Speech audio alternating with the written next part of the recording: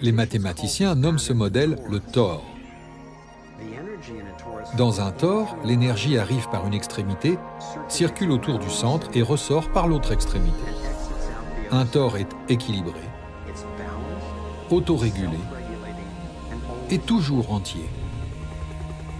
Officiellement, c'est le scientifique et inventeur Arthur Young qui m'a, le premier, présenté le tor. Le futuristique Duane Elgin explique comment le tor constitue le modèle primaire utilisé par la nature pour la vie à tout niveau. L'évolution implique de s'ouvrir, se déployer.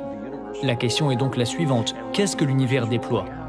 Ce que l'univers déploie, ce sont des systèmes auto-organisés, et vous pouvez le constater à tout niveau. Un système auto-organisé est un terme technique utilisé pour décrire simplement un système qui se connaît lui-même en profondeur. Nous pouvons voir et observer ces formes auto-organisées partout dans la nature. Nous les trouvons sur la coupe transversale d'une orange ou d'une pomme. Nous les observons dans la nature dynamique d'une tornade. Nous les voyons dans le champ magnétique autour de la Terre et dans un champ magnétique similaire autour d'un individu. Nous pouvons le voir dans la structure d'une galaxie spirale tout entière. Nous pouvons l'observer dans la structure d'un petit atome. À toutes les échelles et au cours de toute son histoire, l'univers a un projet unique, cultiver des tors. L'univers est une usine qui cultive des tors.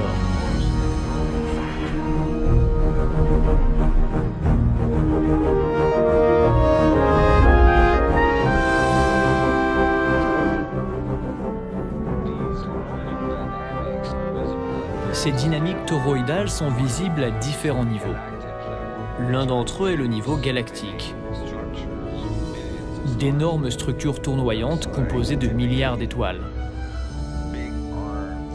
Généralement, cela ressemble à de grands bras de galaxies qui se retournent et qui se caractérisent par des tourbillons qui partent du centre et s'étendent jusqu'au bord du halo galactique qui les entoure.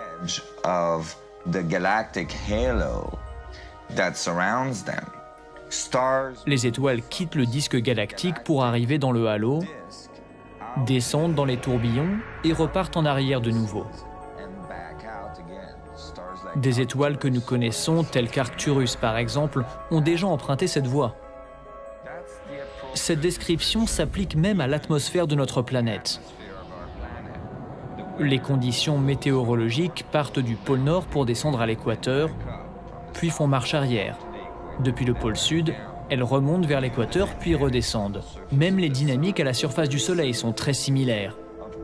Bien sûr, dans le cas présent, nous adoptons une approche depuis une perspective extérieure, sur un modèle à petite échelle. Quand vous regardez le système solaire ancré dans la galaxie, ancré dans l'amas,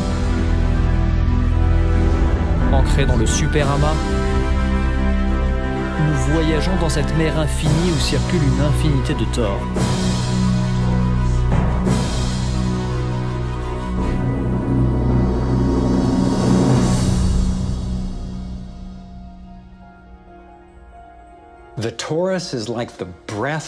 Le tor est comparable à la respiration de l'univers. Il s'agit de la forme que prend le flux d'énergie à tout niveau de l'existence. Mais il y a également une structure sous-jacente dans laquelle les flux s'assemblent, comme une sorte de squelette. Elle porte le nom de vector equilibrium, un terme inventé par l'un des plus grands penseurs du XXe siècle, Buckminster Fuller.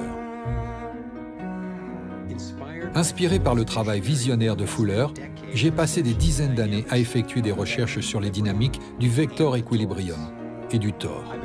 Le potentiel de la forme d'énergie toroïdale m'a tellement subjugué qu'en 1997, j'ai cofondé un groupe de réflexion multidisciplinaire, le Symposium Sequoia, afin d'étudier ce modèle et d'explorer ses applications. Les recherches que nous avons cumulées m'ont convaincu que le tor et le vector equilibrium sont des modèles primaires fondamentaux pour la création de l'univers à tout niveau. Lors du symposium, des scientifiques m'ont montré comment le tor avait été encodé par différentes cultures depuis des millénaires. Apparemment, les cultures ancestrales ont ancré ce code dans les formes les plus durables dont elles disposaient, dans les histoires, les icônes, les alphabets et les constructions. Nous voici sur l'un des plus vieux sites sacrés du monde, le temple d'Osiris à Abydos, en Égypte. Très peu d'écrits ont été trouvés dans le temple d'Osiris. Cependant, il existe une information très importante dans ce temple, sous la forme d'un dessin à peine visible, mais clair et précis. Il n'est pas gravé dans la roche. Il n'est pas sculpté. De manière extraordinaire, il est brûlé dans la structure atomique de la roche.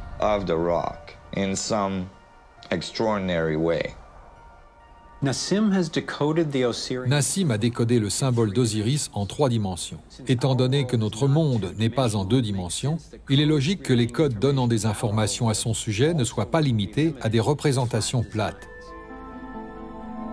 Sa version tridimensionnelle du symbole d'Osiris commence par le vector equilibrium, un champ de force parfaitement équilibré, avec 12 lignes d'énergie égales qui rayonnent. Elle stabilise son centre comme les 12 rayons d'une roue.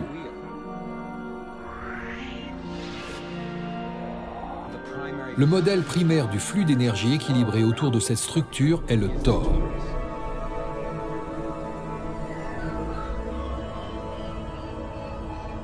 Nous passons maintenant au niveau suivant, plus vaste, avec un total de 64 pyramides appelées tétraèdres. Si nous plaçons des sphères dans la représentation du champ d'énergie toroïdal entourant chacune des pyramides et que nous écartons les pyramides, nous nous retrouvons avec une matrice qui, étonnamment, se superpose exactement à l'icône d'Osiris. Un modèle en 3 dimensions de celui brûlé dans le mur du temple égyptien il y a des milliers d'années. Maintenant, changeons de continent, passons de l'Égypte à la Chine, où la même géométrie apparaît sur un autre site sacré construit en 1420.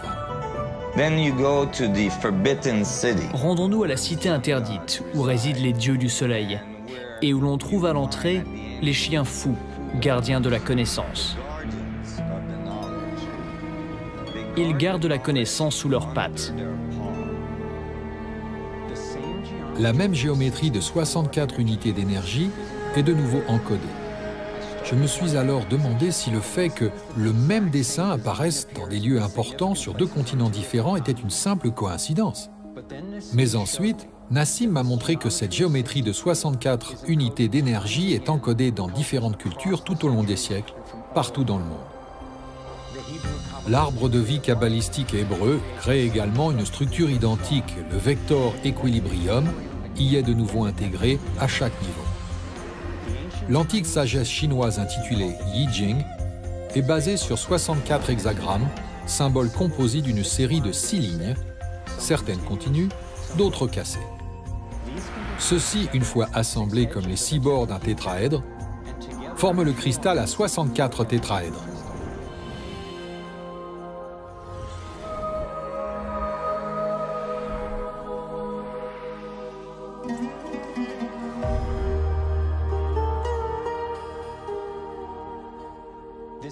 Le même modèle réapparaît dans la recherche scientifique moderne. La double hélice se caractérise par un alphabet de 64 codons utilisés pour encoder notre ADN humain. J'avais constaté que la connaissance de la géométrie vivante de l'univers était très avancée il y a des milliers d'années. Mais comment donc pouvait-il en savoir autant ?